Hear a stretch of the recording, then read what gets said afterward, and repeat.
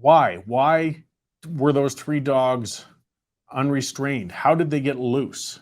What background was there with the owner with those dogs? I mean, I've got three dogs at home as well. One we're fostering, and a couple we've adopted. And I'm pretty sure if those three goofballs got loose, all they would do is slobber on somebody, maybe dig up their garden, and the one dog might do something nasty to somebody's leg.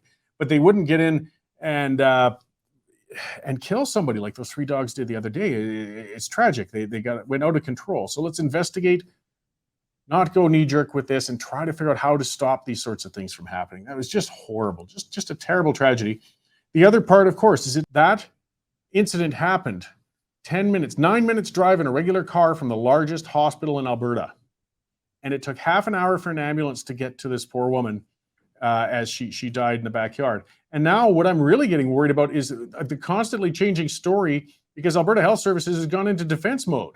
And they're making excuses for this. And they're saying, oh, it was a dispatch problem. And we didn't realize that it was a life-threatening situation.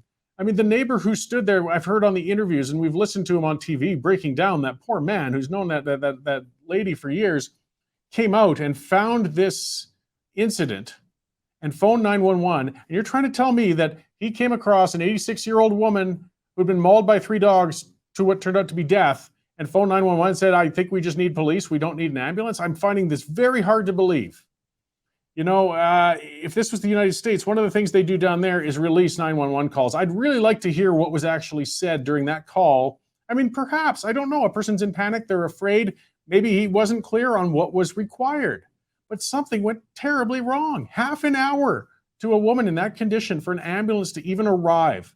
She could very possibly be alive today, had we and not done something about it. And even if that didn't have anything to do with this particular case, we've got some very serious problems with our emergency services. We've been hitting code reds all the time.